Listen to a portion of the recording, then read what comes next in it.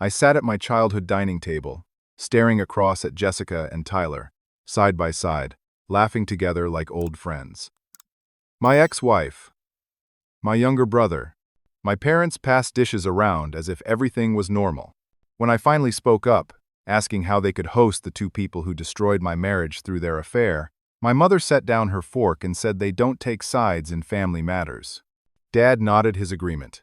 That's when I knew my parents valued keeping the peace over my devastated life. I pushed back from the table so hard my chair scraped against the hardwood floor. Nobody said a word as I grabbed my jacket and walked out. Tyler called after me. Something about being mature, but I kept moving. I got into my truck in the driveway and just sat there, hands shaking on the steering wheel, engine off, trying to understand how my life had become this nightmare. 6 months earlier, I thought I had everything figured out. Jessica and I had been married for 5 years. We weren't perfect, but we were solid. Or so I believed.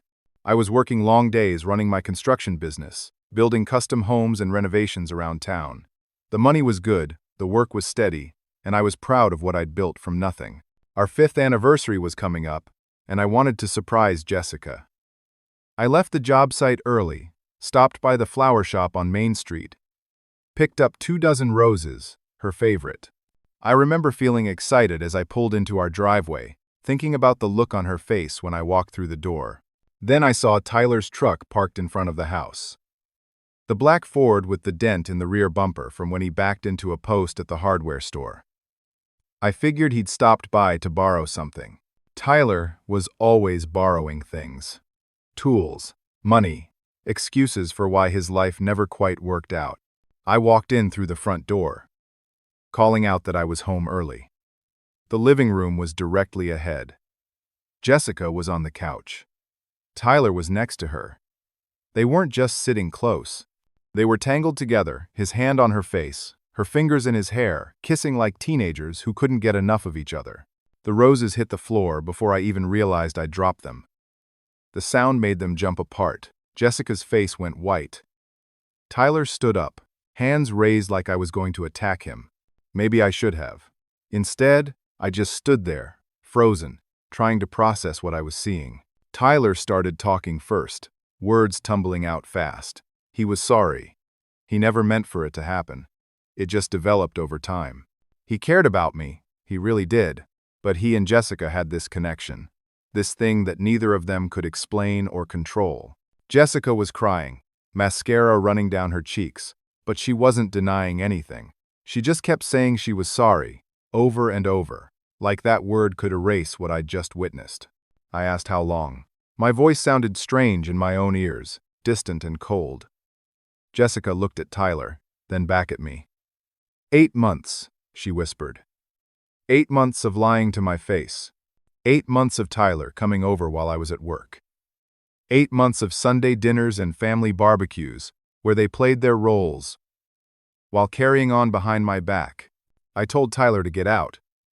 When he hesitated, I walked toward him, and something in my face must have convinced him I was serious. He grabbed his jacket and left without another word. Jessica tried to talk to me, tried to explain, but I couldn't hear it. I went to the bedroom and locked the door. 3 days later, Jessica moved in with Tyler. Just packed her things while I was at work and left.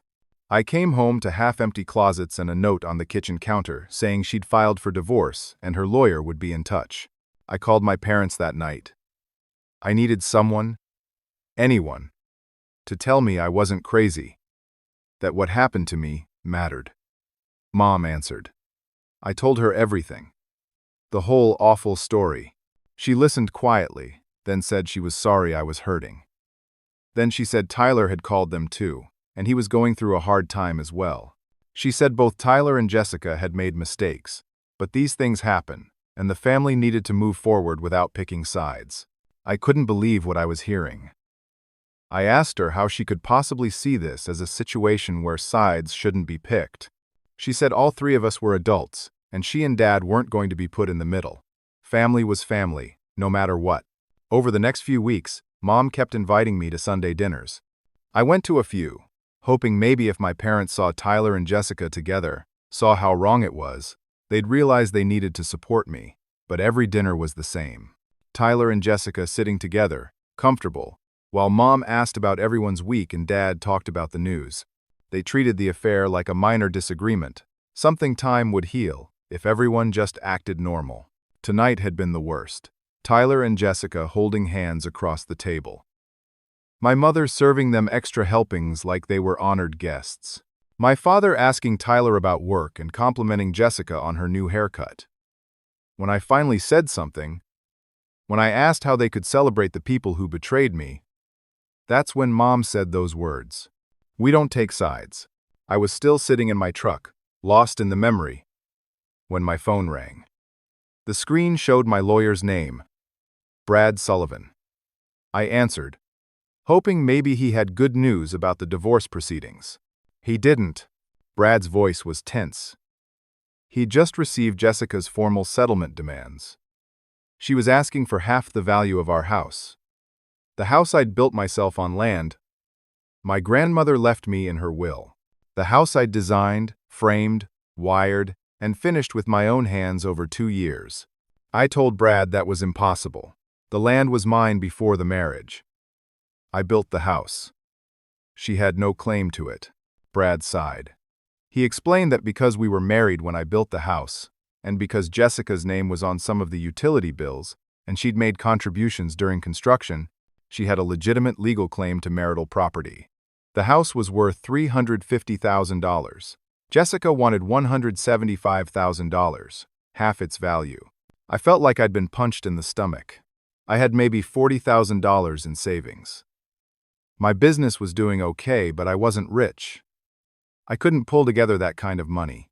I asked Brad what my options were. He was quiet for a moment, then said we'd fight it in court, but I should prepare myself.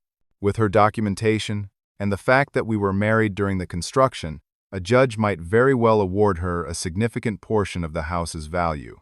If I couldn't pay, I'd have to sell the house and split the proceeds. I hung up and stared at my parents' house through the windshield.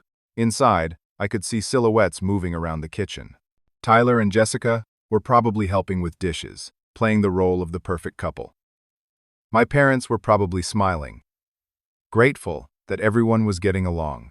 I started the truck and drove home to the house I was about to lose, knowing that my family's betrayal was going to cost me everything I'd worked for.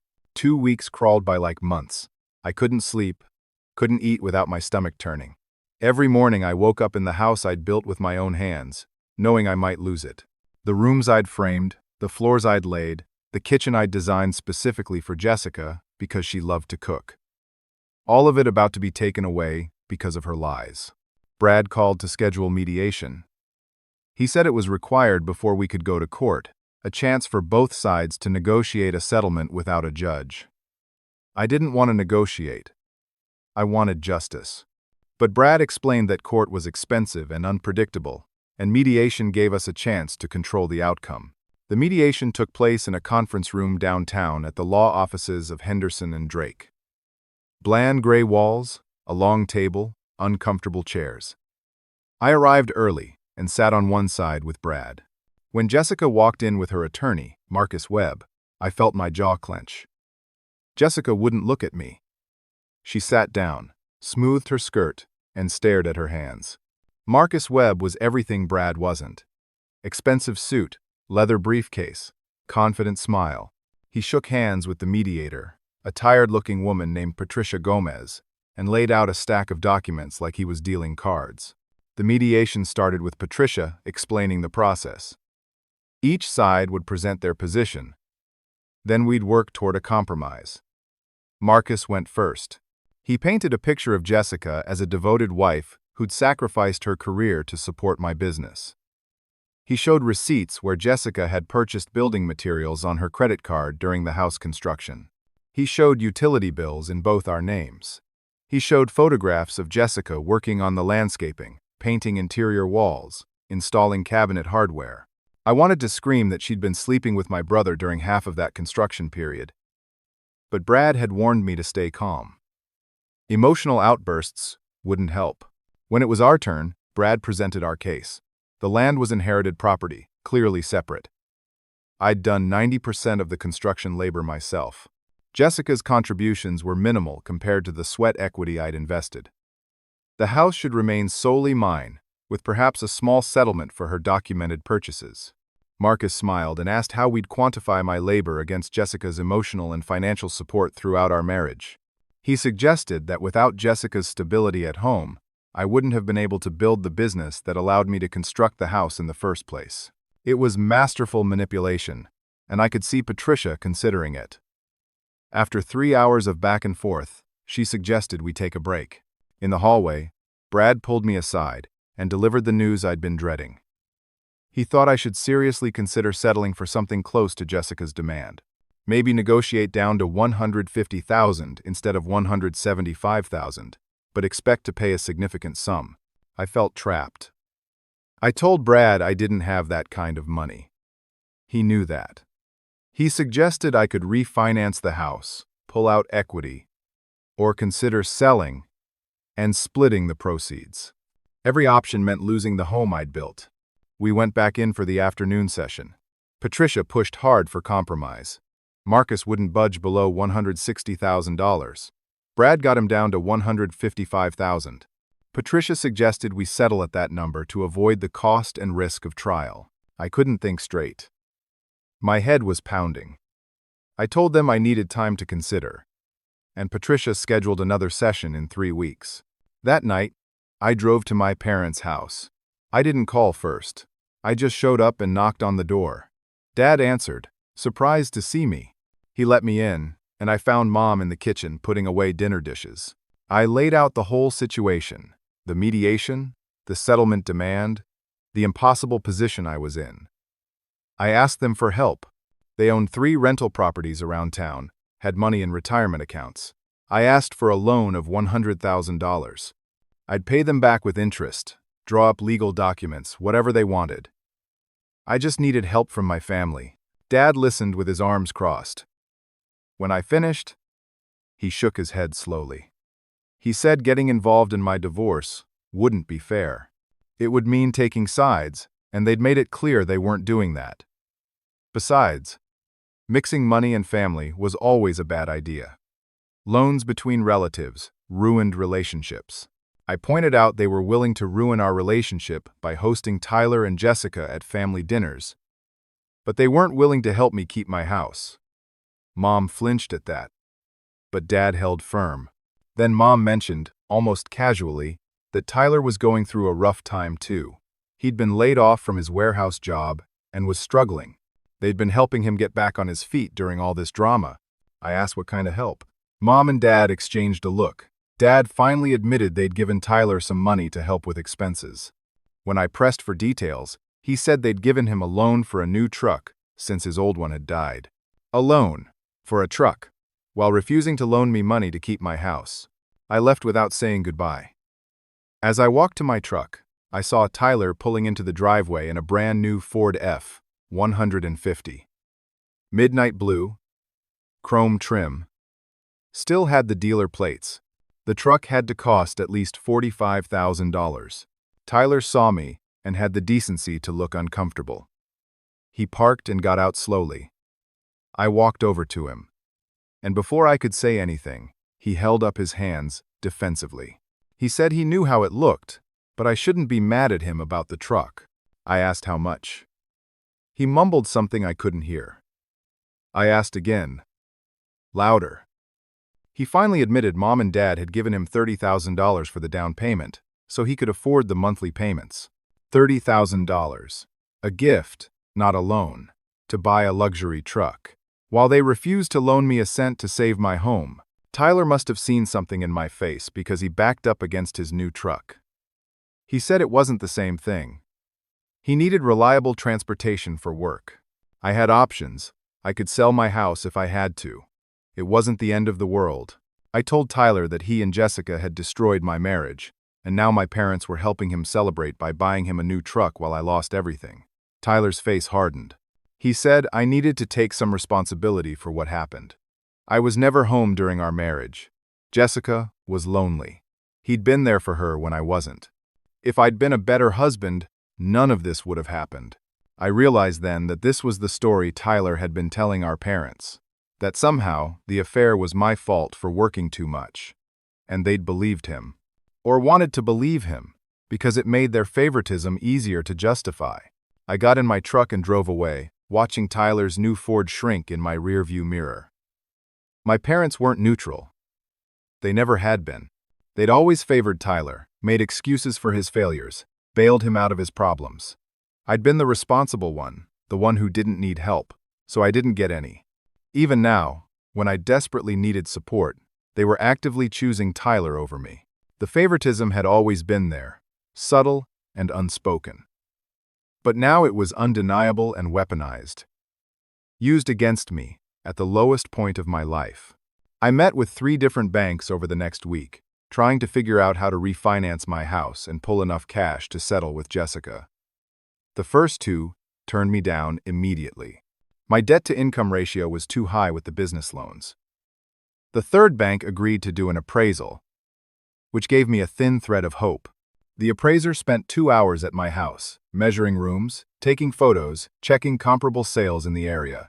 He was a quiet guy named Walter, probably 60 years old, who'd been doing this for decades. When he finished, he told me the market had softened recently. I shouldn't expect the number I was hoping for. The official appraisal came back at $300,000. $50,000 less than what Jessica's lawyer claimed the house was worth. After paying off my existing small mortgage and closing costs, a refinance would give me maybe $120,000, not enough to settle with Jessica and keep the house. I called Brad with the news. He was quiet for a long moment, then suggested I consider bankruptcy. It would discharge the divorce settlement debt and let me keep the house under homestead protections. I couldn't believe he was seriously suggesting that. Bankruptcy would destroy my construction business.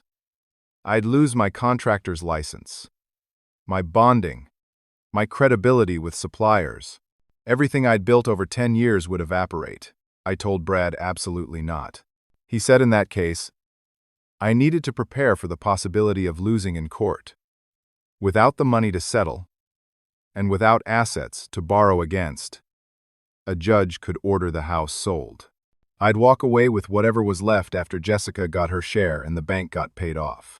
Maybe $100,000, maybe less. $100,000 for a house I'd spent 2 years building with my own hands. For the land my grandmother left me because she knew I'd use it well. For the dream I'd poured my soul into creating. I went back to work, but my heart wasn't in it. I was framing an addition on a house across town, and I kept making mistakes. Cut a stud 3 inches too short. Forgot to mark the electrical runs before the drywall crew showed up. My foreman, Danny, pulled me aside and asked if I was okay. I told him I was fine, just distracted. He didn't look convinced. I started working crazy hours, taking every job I could find. Nights, weekends, didn't matter. If someone needed work done, I bid on it. I had to save money as much as possible, as fast as possible. Maybe if I could scrape together another $50,000 in the next few months, I'd have enough. I stopped eating out, started buying the cheapest groceries, sold my motorcycle to a guy on Craigslist for $6,000, even though it was worth $9,000, sold my good power tools, and bought used replacements. Anything that wasn't essential to the business went on the auction block. My body started to feel the strain. I lost 15 pounds in a month, wasn't sleeping more than 4 hours a night. Danny kept asking if I needed to take some time off, but I couldn't afford to. Every day I didn't work was money I couldn't save. Jessica's lawyer filed a motion with the court to force the house sale, claiming I was hiding assets and deliberately dragging out the process. The motion included a demand for me to provide complete financial records, bank statements, business accounts, everything. Brad had to spend hours preparing a response, billing me at $225 per hour. The court set a hearing date for 6 weeks out. Brad told me honestly that without a settlement, I'd probably lose. The judge would look at Jessica's documentation, see that I couldn't afford to buy her out, and order the house sold. It was just a matter of time. During all of this, my mother called every week. Same routine. She'd ask how I was doing, I'd give her short answers, then she'd invite me to Sunday dinner. Every single time, I'd ask if Tyler and Jessica would be there. Every single time she'd say yes, they were family too. Every single time, I'd decline. She started getting frustrated with me, said I was being stubborn and dramatic, said enough time had passed that I should be over it by now, said I was making everything harder by refusing to come to family gatherings. My father called once. His approach was more direct. He said I was being childish. Tyler and Jessica were building a life together, and I needed to accept that and move on. He said when I was ready to stop being dramatic and acting like a victim, I could come back to family dinners and everyone would welcome me. Acting like a victim. As if I'd done something to deserve having my wife cheat with my brother and my parents celebrate it. I stopped answering their calls. Let everything go to voicemail. Deleted the messages without listening. I couldn't handle their version of reality, where I was the problem. Then, 4 weeks before my court date, a letter arrived in the mail. Cream-colored envelope, my parents' return address printed in the corner. Inside was a formal printed announcement. Gerald and Patricia Thompson cordially invite you to celebrate the marriage of Tyler James Thompson and Jessica Marie Davis. The ceremony would take place at St. Mark's Church in 3 months. Reception to follow at the Garden Vista Event Center. I stared at the invitation, reading it 3 times to make sure I understood. Tyler and Jessica weren't just together, they were getting married, and my parents were hosting the wedding. There was a handwritten note from my mother tucked inside. Her familiar looping handwriting on monogram stationery. She wrote that she hoped I could put the past behind me and attend to support Tyler's happiness. She knew the divorce had been hard, but Tyler and Jessica truly loved each other, and families should celebrate love whenever it appeared, even if the path hadn't been conventional. Support Tyler's happiness. After he destroyed my marriage. After they all celebrated his betrayal. But the letter continued. My parents were selling one of their rental properties to help pay for the wedding and give Tyler and Jessica a strong start. They were downsizing from their current house to something smaller and putting the rental income from another property into a trust for Tyler and Jessica as a wedding gift. They were giving Tyler and Jessica a rental property, a property that generated income every month, a property worth probably $200,000. As a wedding gift, while refusing to loan me money to keep my house. I sat at my kitchen table with that invitation in my hand, and something broke inside me. Not sadness anymore, not even anger. Just a cold, clear understanding that my parents weren't neutral. They were actively, deliberately choosing Tyler over me. They were celebrating and rewarding the people who'd destroyed my life. The pain escalated from betrayal to active cruelty. Every choice they made ground salt into my wounds. And they did it while pretending they weren't taking sides, as if their neutrality absolved them of responsibility. I threw the invitation in the trash and went back to work. 2 weeks before my court date, I was out of options. I'd saved another $18,000 through brutal work hours, but I was still nowhere near what I needed. Brad kept calling, pushing me to consider alternatives, but every alternative meant losing my house. I thought about everyone I knew, friends from high school who'd moved away or lost touch. Business contacts who were friendly but not close. Nobody I could ask for the kind of money I needed. Nobody except one person. Uncle Dale. My father's older brother Dale had always been kind to me. He'd built a successful engineering firm, sold it 10 years ago, and retired comfortable. He lived in a nice house on the lake, drove a luxury car, took cruises with his wife Helen. He'd always been generous with his time when I was younger, teaching me about tools and construction, encouraging my business. I hadn't talked to him much since the divorce started. I'd been too ashamed, too angry at the world to reach out. But now, desperate, I called him and asked if we could meet. Dale suggested breakfast at Maggie's Diner on Saturday morning. I got there early, drank bad coffee, and rehearsed what I'd say. When Dale walked in, he looked older than I remembered. 72 now, still strong and sharp, but with more gray in his hair and deeper lines around his eyes. We ordered food and made small talk for a few minutes. Then Dale looked at me directly and said he'd heard about what happened with Jessica and Tyler. He'd heard my parents were trying to stay neutral. He wanted to hear my side of the story. I told him everything: the affair, the discovery, the divorce demands, The mediation, the settlement I couldn't afford, the refusal from my parents to help, Tyler's new truck, the wedding invitation, the rental property being given as a gift, every painful detail. Dale listened without interrupting. His expression grew darker as I talked. When I finished, he sat back and shook his head. He said he couldn't believe what his brother and sister-in-law were doing, that staying neutral in a situation like this wasn't neutrality. It was taking the side of the people who'd done wrong. He asked how much I needed. I told him $100,000 would cover the settlement and legal costs. Let me keep my house. I said I'd sign any contract he wanted, pay any interest rate, provide whatever collateral. I just needed help from someone in my family who actually cared. Dale didn't hesitate. He said he'd loan me the money at 4% interest, which was fair for a personal loan. We'd draw up proper paperwork with a payment schedule. He'd have his attorney draft everything legally binding. He wanted to help me, and he was disgusted by what my parents were doing. I felt like I could breathe for the first time in months. Someone in my family finally saw the truth, finally chose to support me, instead of the people who'd betrayed me. I thanked Dale repeatedly, probably embarrassingly so, but he just waved it off. He said family should help family, real help, not performative neutrality. His attorney drew up the loan documents within 3 days. The terms were generous.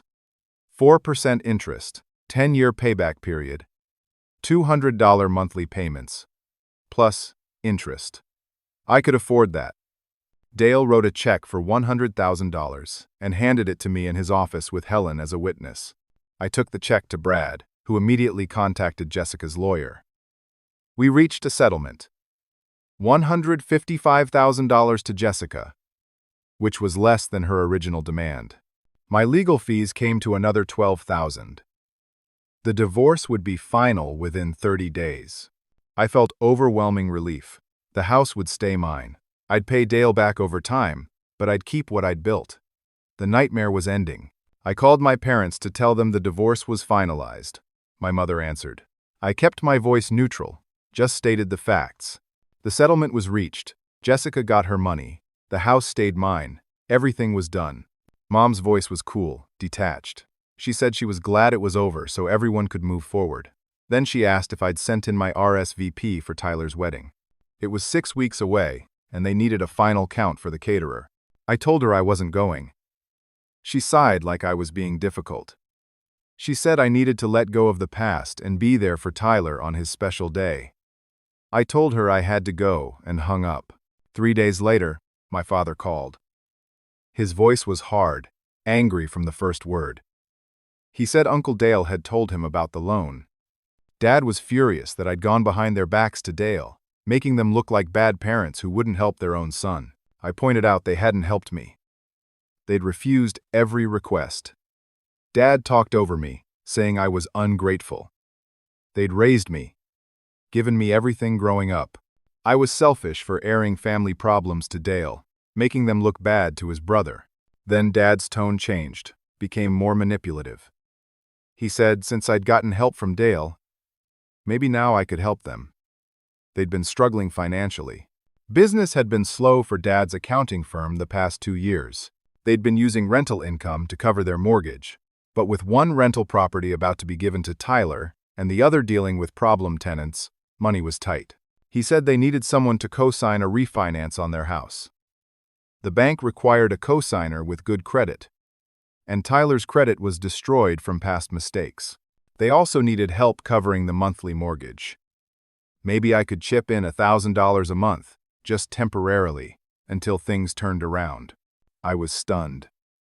They'd refused to help me save my house, but now that I'd gotten help elsewhere, they wanted me to subsidize their lifestyle.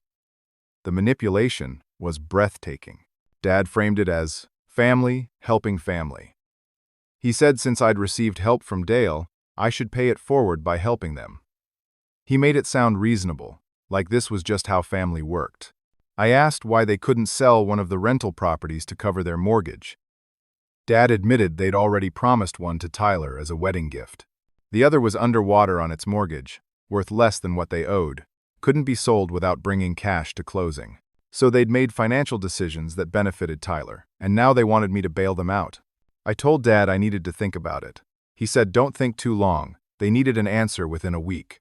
Then he added, almost as a threat, that if I refused to help them, they'd have no choice but to cut me off completely. I'd lose my place in the family. No more invitations. No more contact. I'd be making the choice to walk away from my parents.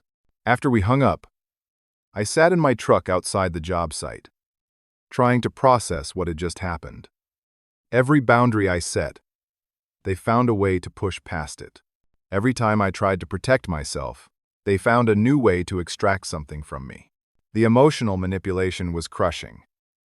These were my parents. I had loved them my whole life. The guilt was overwhelming, but so was the anger. I agreed to a family meeting to discuss it.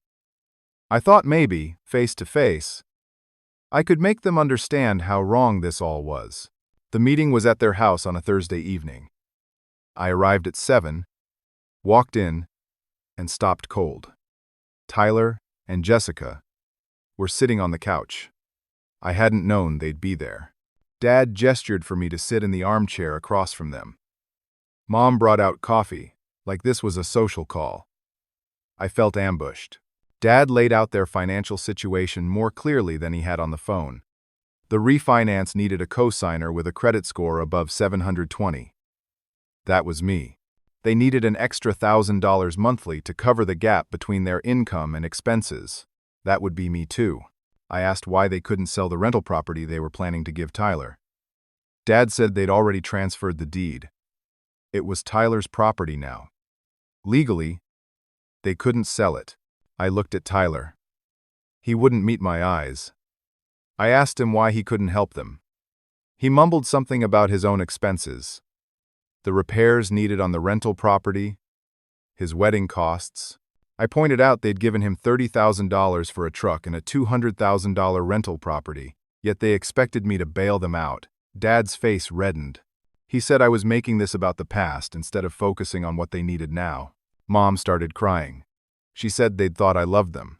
She couldn't believe I'd be so selfish when they needed help. Tyler actually chimed in, saying I'd always had everything handed to me. The land from Grandma, my business, my house. Now I was being stingy when the family needed support. Jessica, incredibly, added that I'd always been tight with money during our marriage. She made it sound like I was the problem, like my financial caution was a character flaw. The ganging up was overwhelming. All 4 of them, working together to make me feel like the villain. To make me feel guilty for not wanting to subsidize the people who'd destroyed my life. Something in me snapped. I stood up, and I said everything I'd been holding back for months. I told them exactly what they'd done. Every betrayal, every choice to support my betrayers, every moment of cruelty disguised as neutrality. I laid it all out, point by point, my voice getting louder and harder with each sentence. I told them they'd chosen Tyler and Jessica over me from the start, that their neutrality was a lie, that watching them host my wife and brother at Sunday dinners while I lost everything had shown me exactly where I stood in their priorities. I told Tyler he'd betrayed me in the worst possible way, then played the victim to our parents. I told Jessica she'd destroyed our marriage and now wanted to destroy my financial future. I told my parents they'd raised me to believe family mattered, then showed me that only some family mattered, and I told them I wouldn't co-sign anything. I wouldn't give them $1. They'd made their choices. Now they could live with the consequences. I walked toward the door. Dad stood up and shouted after me. "You'll regret this," he yelled. "We've been talking to Dale. He's changing his will. You were supposed to inherit his workshop and all his tools when he passes. We told him how ungrateful you've been, how you've torn the family apart. He's cutting you out. You just cost yourself over $100,000 in inheritance because you're too proud to help your family." I stopped at the door. The words hit like physical blows.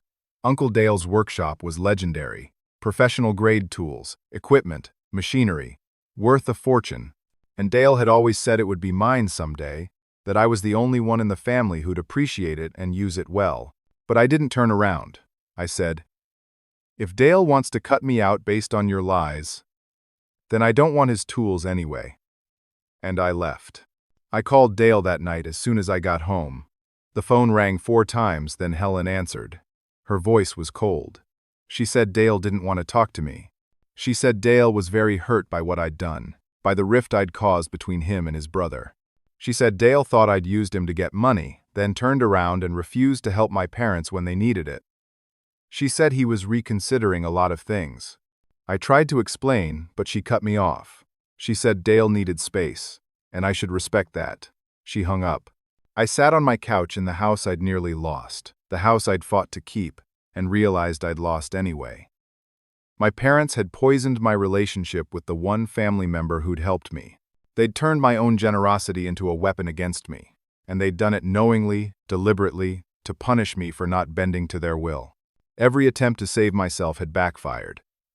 Every ally I'd found had been turned against me. I was more alone than ever. I didn't sleep that night, or the next.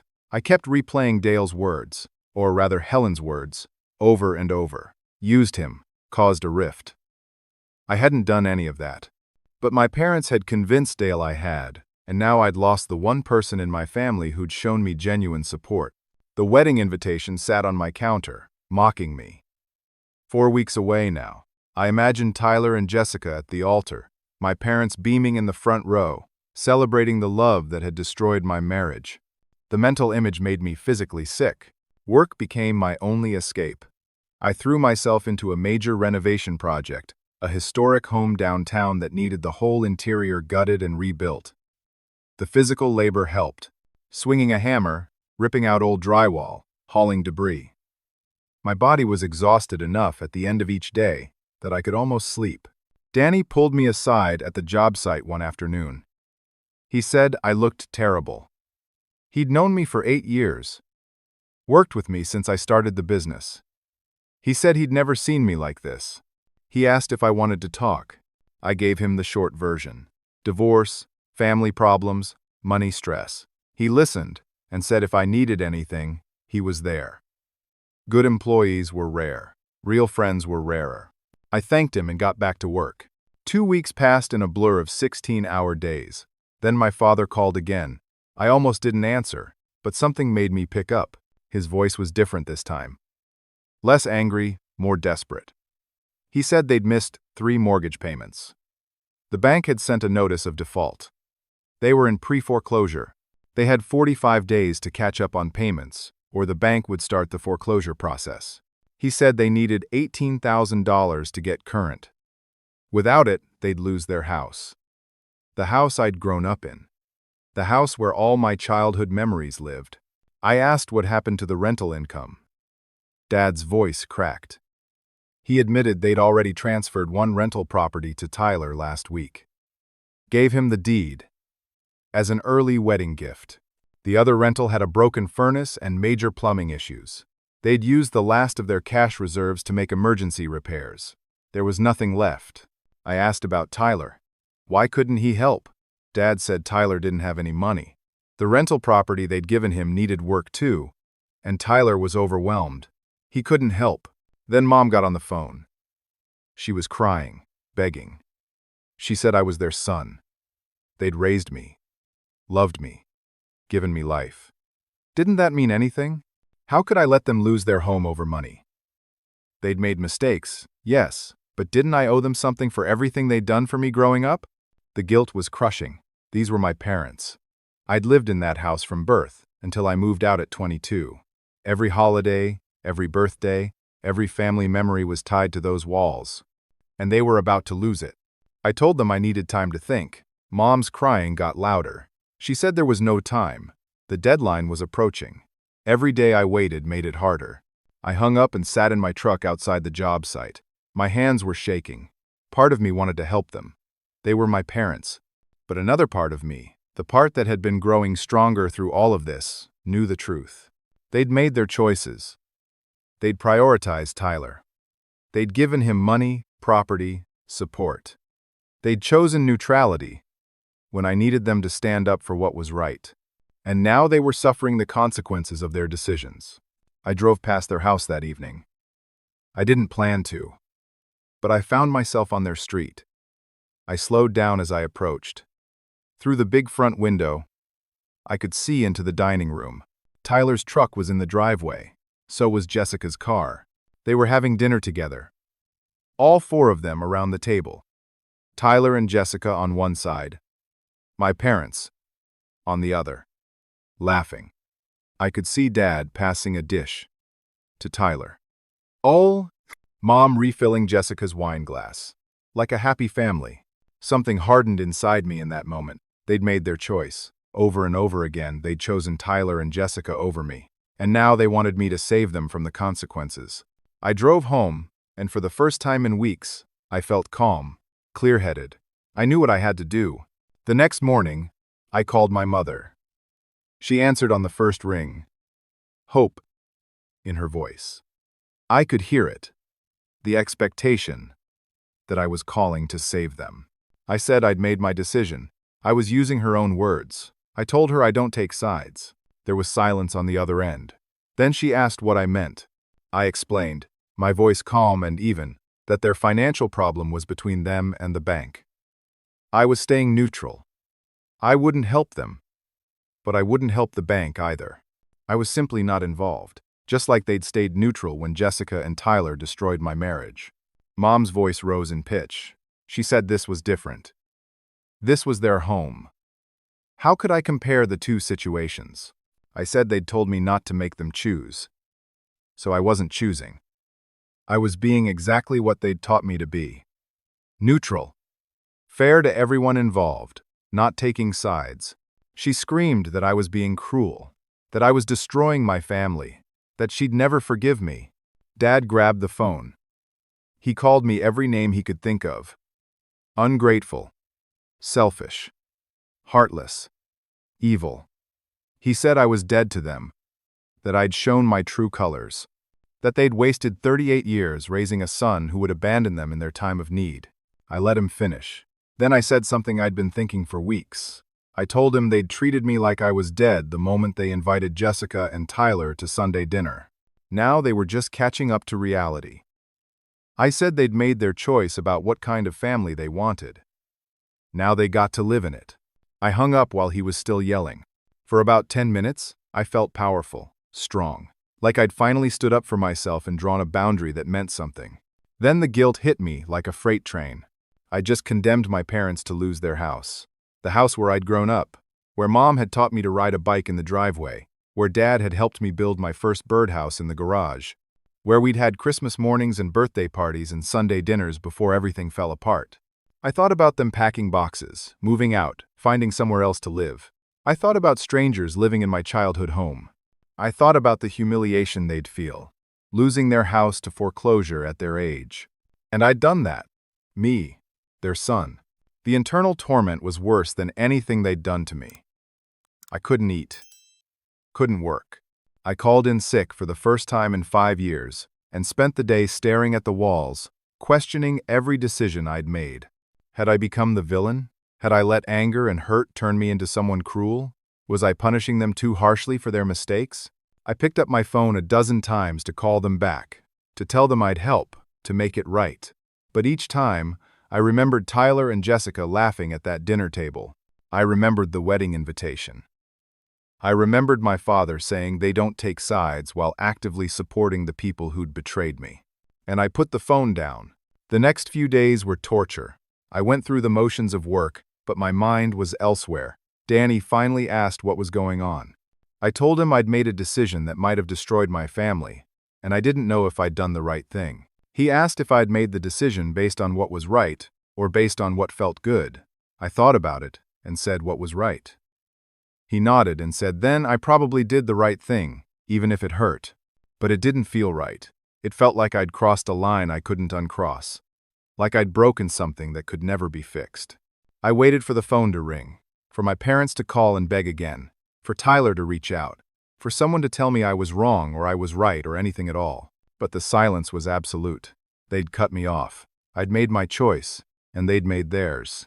And now both of us had to live with the consequences. 30 days of silence. Not a single phone call. No texts. No emails. Nothing. I kept checking my phone obsessively, simultaneously dreading and hoping for contact. But the screen stayed dark. I drove past their house twice more. Both times, I saw vehicles I didn't recognize. Once, I saw boxes stacked in the garage. They were preparing to move. The guilt ate at me constantly. I'd wake up at 3 in the morning, heart pounding, replaying every conversation, every decision. Maybe I should have helped them. Maybe I should have been the bigger person. Maybe holding this boundary made me just as bad as them. Work suffered. I made mistakes on estimates, costing the business money, cut materials wrong, showed up late to meetings. Danny covered for me as much as he could, but I could see the concern in his eyes. Then, on a Tuesday afternoon, a certified letter arrived. I signed for it with a sense of dread. Official-looking envelope, legal firm return address. Inside was a notice of foreclosure proceedings. Not my foreclosure, my parents'. The bank was moving forward. The final foreclosure auction was scheduled for 30 days out. If my parents couldn't come up with $24,000 by then, counting late fees and legal costs, they'd lose the house. My hands shook holding the letter. I'd been copied on it because of my childhood address being listed as next of kin. The bank was following procedure, notifying all family members of the proceedings. $24,000. That's what stood between my parents and losing their home. I had it. After settling with Jessica and paying Dale's first few loan payments, I still had about $30,000 in savings. I could fix this. My phone rang. Mom's number. I stared at it for 3 rings before answering. Her voice was broken, hoarse from crying. She begged me to help. She said they'd tried everything. Talked to the bank, tried to refinance, looked for loans. Nothing had worked. I was their last hope. I asked what happened to Tyler's rental property. Why couldn't they sell that? Mom said the property was in Tyler's name. They'd transferred it completely. They couldn't sell it even if Tyler agreed, which he wouldn't. He needed the rental income. I felt cold anger rising. They'd given away their assets to Tyler and now expected me to replace what they'd lost. Dad got on the phone. His voice was hard, demanding. No apology. No acknowledgement of what they'd done. Just pure expectation that I'd fix their problem. I asked if they understood why I was hesitant to help them. Dad said this wasn't the time for dwelling on the past. This was about their home. About family. About doing the right thing. I almost laughed. The right thing. They were lecturing me about the right thing. I asked if Tyler had offered to help. The silence told me everything. Finally, Dad admitted. Tyler said he couldn't help. His rental property expenses were too high. He was barely breaking even. Of course, Tyler took everything and gave nothing. As always, I told them I needed time to think. Mom started screaming. She said there was no time. The foreclosure was coming. Every day I delayed pushed them closer to losing everything. Dad grabbed the phone back. He said if I didn't help, they'd know exactly where they stood with me. I'd be choosing to destroy them. I'd be responsible for making them homeless. The emotional manipulation was brutal and obvious, but still effective. These were my parents, the people who'd raised me. I hung up without answering. For 24 hours, I agonized over the decision. I didn't sleep, didn't eat, just paced my house, going in circles, physically and mentally. The next evening, I drove past their house again. I don't know why. Maybe I was punishing myself. Maybe I was looking for a sign. Tyler's truck was in the driveway. Jessica's car, too. Through the window, I could see all 4 of them in the dining room, having dinner together. Again, even now, facing foreclosure, with their family torn apart, they were still hosting Tyler and Jessica, still playing happy family, still choosing them over acknowledging what they'd done to me. I sat in my truck across the street, watching them through the window. Tyler said something that made them all laugh. Dad poured more wine. Mom brought out dessert. Jessica touched Tyler's arm affectionately, and I understood something fundamental. Helping them wouldn't fix anything. It wouldn't make them see what they'd done wrong. It wouldn't make them apologize or change. It would just enable them to keep making the same choices, keep prioritizing Tyler, keep dismissing my pain. I'd thought the guilt was about letting them suffer, but the real guilt was about betraying myself. About giving in to people who'd shown me, over and over, that they didn't value me the way they valued Tyler. Something settled in my chest. A cold, heavy certainty. I drove home and called my mother. She answered immediately, hope in her voice again. I could hear it, the assumption that I was calling to save them.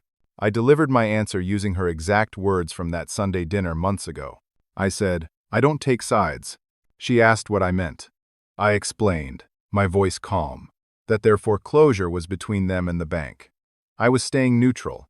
Their financial situation wasn't my problem, just like my destroyed marriage hadn't been their problem. Mom started to protest, but I kept talking. I told her that every choice they'd made led to this moment. They'd given their resources to Tyler. They'd supported the people who'd betrayed me.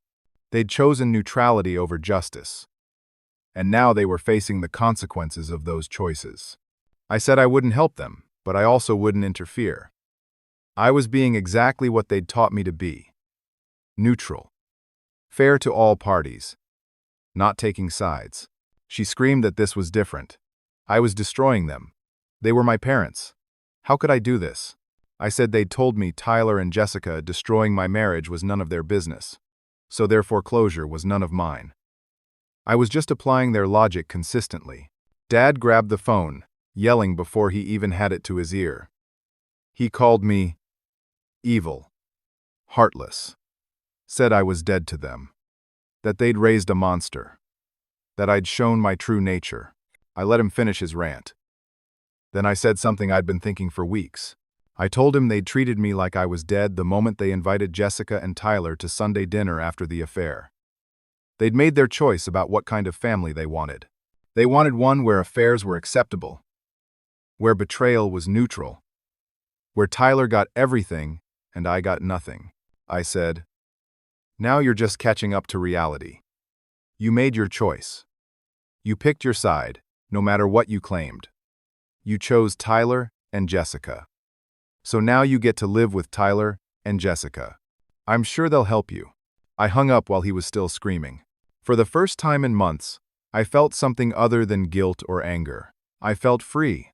But the freedom lasted maybe an hour before the crushing self-doubt returned. Had I just destroyed my parents' lives? Was I really okay with that? What kind of person did this make me? I didn't sleep that night. Or the next. The foreclosure date loomed. Every morning I woke up, thinking today would be the day I'd crack. The day I'd call them and fix it. But every time I reached for the phone, I remembered. The wedding invitation. The new truck. The rental property gifted to Tyler. The Sunday dinners with my ex-wife. The constant message that my pain didn't matter. And I didn't call. The internal torment was worse than anything external. I wasn't sure anymore if I was standing up for myself or just being cruel. The line between justice and revenge felt impossibly thin. I waited for my conscience to give me an answer. It never did. 30 more days crawled by. Each one felt like a year. I heard nothing from my parents, which somehow made the guilt worse. I imagined them packing, preparing to move, dealing with the shame and stress of foreclosure. Part of me wanted to reach out. Part of me knew I couldn't. Then, on a Thursday morning while I was at a job site, my phone rang. Tyler's number. I stared at it, debating. Finally answered on the fourth ring. Tyler's voice was panicked, high-pitched, desperate. Nothing like his usual cocky tone. He said, "We needed to talk." It was about Mom and Dad. The foreclosure was happening in 2 weeks. He was begging me to help them. I asked why he wasn't helping them. Long silence. Then Tyler admitted he didn't have any money. The rental property they'd given him was a disaster. The previous tenants had destroyed the interior. He'd spent $20,000 on repairs, draining every cent he had. The property was still vacant because it needed more work. He wasn't getting any rental income. I felt a cold satisfaction, so the generous wedding gift had turned into an anchor around his neck. Tyler kept talking, words tumbling out. He said he'd tried to get a loan to help Mom and Dad, but his credit was wrecked. He'd maxed out credit cards, trying to fix the rental property. No bank would touch him. He actually said I should have warned him about the property's condition, like it was my responsibility to protect him from the consequences of taking a gift from our parents. I laughed. Couldn't help it. The sound came out harsh and bitter. I told Tyler he'd made his choices. He'd chosen to have an affair with my wife. He'd chosen to accept money and property from our parents while I got nothing. He'd chosen to let them host him and Jessica at family dinners while I grieved my destroyed marriage. Now he got to live with those choices. Tyler's voice changed, became threatening. He said if Mom and Dad lost their house, it would be on my head. The whole family would know I'd destroyed them. I'd never be welcome anywhere again. He'd make sure everyone knew what kind of person I really was. I told him to do his worst. I'd already lost my family. There was nothing left for him to take. He hung up on me. 2 days later, my phone rang again. This time, Uncle Dale. My heart jumped. I hadn't heard from him in over 2 months. I answered cautiously. Dale's voice was subdued, apologetic. He said he owed me an apology, a big one. He explained that my parents had come to him the week before, desperate for money to stop the foreclosure. They'd begged him for help. And in their desperation, they'd let slip the truth. They'd admitted lying to him about me. Admitted that I hadn't refused to help them out of spite, but because they'd actively supported Tyler and Jessica after the affair. Admitted they'd given Tyler money and property while refusing to help me. Admitted manipulating Dale against me to punish me for not bending to their will. Dale said he'd been ashamed of himself for believing them without talking to me first. He'd let his brother manipulate him into turning against someone who'd done nothing wrong. He wanted to make it right. He said I was back in his will. The workshop and tools were mine again. But more than that, he wanted to rebuild our relationship. If I'd give him a chance, I didn't know what to say. The relief of having an ally again was overwhelming. But the wound of losing him, even temporarily, was still raw. I told Dale I appreciated the apology. I'd need time to fully trust again, but I was willing to try. He understood. Said he'd call next week. Maybe we could meet for breakfast. I agreed. 3 days before the foreclosure deadline, Jessica called. I almost didn't answer. Seeing her name on my screen brought back a flood of anger and hurt. But curiosity won. She was crying. Hard, gulping sobs. She said she needed to talk to me. It was important. She and Tyler were fighting constantly. The rental property was destroying them financially. They'd postponed the wedding twice already because they couldn't afford it. Tyler blamed her for pushing him to take the property. She blamed him for not having his life together. The affair excitement had worn off. Real life had set in. And real life with Tyler, she was learning, was exhausting. He was irresponsible with money. He blamed everyone else for his problems. He expected her to fix everything while he did nothing. She said she'd made a terrible mistake. She'd destroyed the best thing in her life for someone who wasn't worth it. She'd ruined our marriage, cost me my house money. And for what? A relationship that was falling apart after less than a year. She actually apologized. Said she was sorry for everything. For the affair, for the divorce demands, for the Sunday dinners, for all of it. I listened without saying anything. When she finished, I told her I appreciated the apology, but it was years too late. The time for remorse was before she slept with my brother. Before she filed for divorce. Before she demanded half my house. Now her apology was just guilt and regret, and those were her problems to deal with, not mine. I hung up. The day of the foreclosure deadline arrived. I went to work like normal, framing an addition on a house near the lake. My phone stayed silent all morning. At lunch, I checked the news. Nothing. At 3 in the afternoon, my mother called. Her voice was different, quiet, broken, defeated. She said they'd lost the house. The bank had taken possession. They had 30 days to move out. She didn't ask for money, didn't beg. Just told me the facts. Then she said something I'd never expected to hear. She said I was right. They'd been wrong.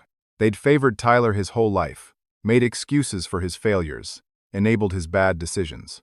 They'd done it again with the affair and the divorce. They'd chosen keeping the peace over standing up for what was right. She said living with Tyler and Jessica the past few weeks, temporarily staying in Tyler's rental property while they figured out where to go, had opened their eyes. Tyler was selfish. Jessica was manipulative. The relationship was toxic and miserable. And her son, the one she'd dismissed, was actually the strong, principled, successful one. Dad got on the phone. His voice was thick with shame. He apologized, said he'd been a coward, said he'd always given Tyler what he wanted because Tyler demanded it, while I never asked for anything, so I got nothing. He said they understood if I never forgave them, but they needed me to know they finally saw the truth. They'd destroyed their relationship with their good son to protect their selfish son, and now they'd lost everything. They weren't asking for help, just acknowledgement. They wanted me to know they understood what they'd done. I sat in my truck, phone pressed to my ear, feeling emotions I couldn't name. Part triumph, part sorrow, part vindication, part loss. I told them I'd think about rebuilding a relationship, but it would take time. And proof of change. Not just words. They'd have to show me, through actions, that things were different.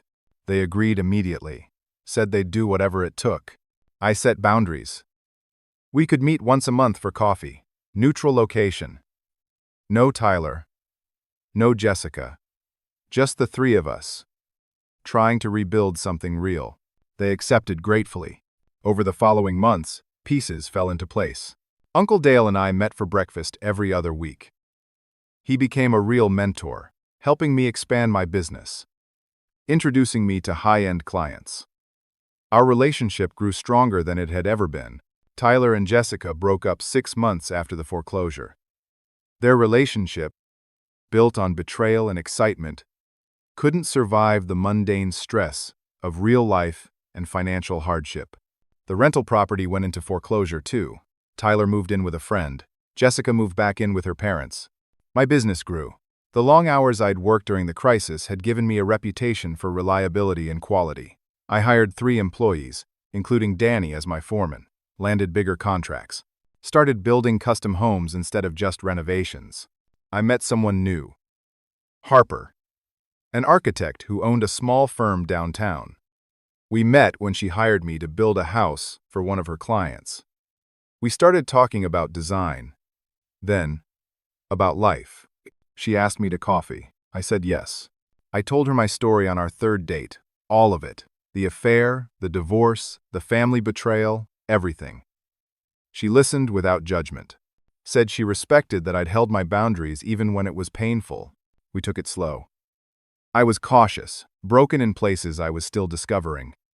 But Harper was patient, kind, real. My parents and I met monthly for coffee, like I'd said.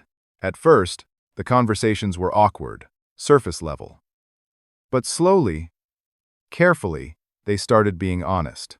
They attended therapy, both individual and marriage counseling. They acknowledged their patterns of enabling Tyler. They apologized, repeatedly, for specific things they'd done. They never asked me for money, never made excuses, just worked on themselves, and showed me through actions that they were trying to change. After 8 months, I invited them to Sunday dinner at my house. Just the 3 of us. We cooked together, ate at my dining table, talked about real things. It wasn't perfect. Trust was still fragile, but it was honest. I realized something during those months of rebuilding. Neutrality in the face of injustice is taking the side of the oppressor. My parents had claimed to stay neutral, but their actions showed favoritism. They'd enabled abuse by refusing to call it out.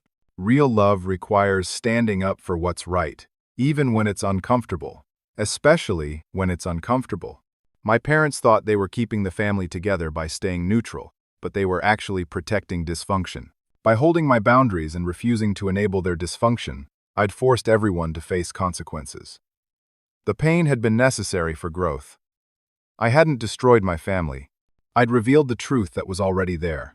And in that destruction, something healthier could finally grow. I learned that sometimes the most loving thing you can do is refuse to participate in someone else's dysfunction, even if they call it selfish, especially when it's family. Because real family doesn't demand you sacrifice yourself to enable someone else's bad behavior. It took losing everything for my parents to see what they'd been doing. It took Tyler hitting rock bottom to face his selfishness. It took Jessica losing a good man to realize what she'd thrown away. And it took me standing my ground, even when it hurt, to build a life based on respect instead of obligation. A year after the foreclosure, I stood in my workshop, the house I'd built and kept, working on a custom cabinet for a client. Sunlight streamed through the windows. The smell of sawdust and wood stain filled the air. Harper stopped by with coffee, kissed my cheek, asked how the project was going. Uncle Dale called to invite me fishing that weekend, said he had some business opportunities to discuss. My mother texted a simple thinking of you with a heart emoji. No demands, no guilt, just connection. Tyler's number had been blocked for months. I had no idea where he was or what he was doing, and I was okay with that. I realized I'd lost a family built on dysfunction and guilt, but I'd built a new one based on respect and genuine care. The price had been brutal. The journey had nearly broken me. But my freedom, my peace, my self-respect, all of it had been worth fighting for. I smiled and got back to work. Sometimes you have to let things fall apart before they can come back together in a healthier way. Sometimes the bridge has to burn before you can build a better one. And sometimes the most powerful thing you can say to people who refuse to take sides is, "Fine, I don't take sides either." They'll figure out real quick where they actually stand. Now I want to ask you something. Have you ever been in a situation where your family expected you to sacrifice yourself to keep the peace? Where staying neutral actually meant enabling people who'd hurt you? What did you do? Did you hold your boundaries, or did you give in? Drop your thoughts in the comments below. I'd love to hear your stories and perspectives. If this story resonated with you, please hit that like button.